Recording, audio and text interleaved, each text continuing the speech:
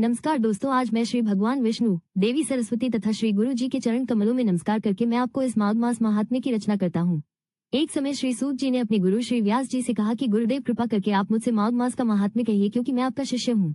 व्यास जी कहने लगे कि रघुवंश के राजा दिलीप एक समय यज्ञ के स्नान के पश्चात पैरों में जूते और सुंदर वस्त्र पहनकर शिकार की सामग्री से युक्त कवच और शोभायमान आभूषण पहने हुए अपने सिपाहियों से घिरे हुए जंगल में शिकार खेलने के लिए अपनी नगरी से बाहर निकले। उनके सिपाही जंगल में शिकार के लिए मृग, व्याघ्र, सिंह आदि जंतुओं की तलाश में इधर उधर फिरने लगे।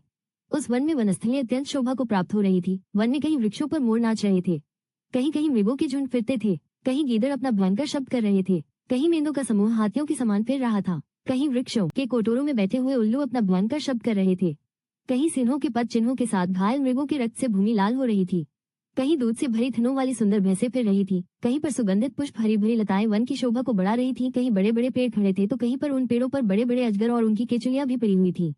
उसी समय राजा के वाज की आवाज सुनकर एक मृग वन में से निकलकर भागने लगा और बड़ी बड़ी चौकड़ियां भरता हुआ आगे बढ़ा। राजा ने उस वन में प्रवेश किया, परंतु दूर जाकर मृग राजा की दृष्टि से ओझल होकर कहीं निकल गया। राजा निर्जन वन में अपने सैनिकों सहित प्याके पीछे अपना घोड़ा दौड़ाया, परंतु मृग पूरी शक्ति से भागने लगा। मृग कांटेदार वृक्षों के एक जंगल में घुसा और राजा ने भी उसके पीछे इसके मारे अति दुखी हो गया। दोपहर के समय अधिक मार्ग पर चलने से सैनिक थक गए और घोड़े रुक गए। कुछ थोड़ी देर बाद राजा ने एक बड़ा भारी सरोवर देखा, जिसके किनारों पर घने वृक्ष थे। इसका जल सज्जनों के हृदय के समान स्वच्छ और पवित्र था। सरोवर का जल लहरों से बड़ा सुंदर लगता था। जल अनेक प्रकार के जल जंतु, मछलियां आदि स्वच्छंदता से इधर उधर फिर रही थी। दुष्टों के समान निर्दयी चित्त वाले मगरमच्छ भी थे। किसी किसी जगह लोभी के घर के समान सिंपाल भी पड़ी हुई थी। जैसे विपत्ति में पड़े लोगों के दुखों को हरने वाले दानी पुरुष के समान ये सरोवर अपने जल से सबको सुखी करता था, जैसे मेघ जातक के दुख को हरता है। इस सरोवर को देखकर राजा की थकावट दूर हो गई। रात्रि को राजा ने वहीं विश्राम किया और सैनिक पहरा देने लगे और चारों तरफ फैल गए। रात के अंतिम समय में शुक्रों के एक झुंड ने आकर सरोवर में पानी पिया और कमलों के झुंड के पास आया। तब शिकारियों ने सावधान होकर शुक्रों पर आक्रमण किया और उनको मारकर पृथ्वी पर गिरा दिया। उस समय सब शिकारी कोलाहल करते हुए बड़ी प्रसन्नता के राजा प्रभात हुआ देखकर उनके साथ ही नगरी की तरफ चल पड़ा। रास्ते में एक तपस्वी को देखा, जिसका शरीर तपस्या और नियमों के कारण बिल्कुल सूख गया था, जो मृगछाला और वल्कन पहने हुए था और नख, रोम तथा केश धारण किए थे। राजा ने ऐसे तपस्वी को देखकर बड़े आश्चर्य से उसको प्रणाम किया और हाथ जोड़कर खड़ा हो गया। तपस्वी ने राजा को कहा कि हे राजन, इस पुण्य शुभ माघ में इस सरोवर को छोड़कर तुम यहाँ से क्यों जाने की इच्छा करते हो? तब राजा कहने लगा कि महात्मन, मैं तो माघ मास में स्नान के फल को कुछ भी नहीं जानता, कृपा करके आप विस्तार पूर्वक मुझको बतलाइए। राजा के ऐसे वचन सुनकर तपस्वी कहने लगा कि राजन, भगवान सूर्य बहुत शीघ्र उदय होने वाले हैं, इसलिए ये समय हमारे लिए स्नान का है, कथा का नहीं। सो आप स्नान करके अपने घर को जाओ और अपने गुरु श्री वशिष्ठ जी से इस महात्म्य को सुनो। इतना कहकर तपस्वी सरोवर में स्नान के लिए चले गए और राजा भी विधि पूर्वक सरोवर में स्नान करके अपने राज्य लौटा और रण्यवास में जाकर तपस्वी की सब कथा रानी को सुनाई। ये कि गुरु वशिष्ठ जी से क्या प्रश्न किया और उन्होंने क्या उत्तर दिया, सो कहिए। व्यास जी कहने लगे, हे सूत जी, राजा दिलीप ने रात्रि को सुख से सोकर प्रातः समय ही अपने गुरु वशिष्ठ जी के पास जाकर उनके चरणों को छूकर प्रणाम करके तपस्वी के बतलाए हुए प्रश्न को अति नम्रता से पूछा कि गुरु जी, अपने आचार, दंड, नीति, राज्य, धर्म तथा चारों वर्णों के चारों आश्रमों की क्रियाओं, दान और उनके विधान, यज्ञ और उनकी विधियां, व्रत, उनकी प्रतिष्ठा तथा भगवान विष्णु की आराधना अनेक प्रकार से तथा विस्तार पूर्वक मुझको बतलाई। अब मैं आपसे माघ मास के स्नान के महात्म्य को सुनना चाहता हूँ। सो हे तपोधन, नियम पूर्वक इसकी विधि समझाइए। गुरु वशिष्ठ जी कहने लगे कि हे राजन, तुमने दोनों लोकों के कल्याणकारी, वनवासी तथा गृहस्थियों के अंतःकरण को पवित्र करने वाले माघ मास के स्नान का बहुत सुंदर प्रश्न पूछा है। मकर राशि के सूर्य के आने पर माघ मास में स्नान का फल गौ, भूमि, तिल, वस्त्र, स्वर्ण, अन्न, घोड़ा आदि दानों तथा चंद्रायन और ब्रह्मकोच व्रत आदि से भी अधिक होता है। वैशाख तथा कार्तिक में जप, दान, तप और यज्ञ बहुत फल देने वाले हैं, परंतु माघ मास में इनका फल बहुत ही अधिक होता है। माघ में स्नान करने वाला पुरुष राजा और मुक्ति के मार्ग को जानने वाला होता है। दिव्य दृष्टि वाले महात्माओं ने कहा है कि जो मनुष्य माघ मास में सकौम या भगवान के निमित्त नियम पूर्वक माघ मास में स्नान करता है, वो अनंत फल वाला होता है। उसको शरीर की शुद्धि, प्रीति, ऐश्वर्य तथा चारों प्रकार के फलों की प्राप्ति होती है। अदिति ने 12 वर्ष तक मकर संक्रांति में अन्न त्याग कर स्नान किया। इससे तीनों लोगों को उज्जवल करने वाले 12 पुत्र उत्पन्न हुए।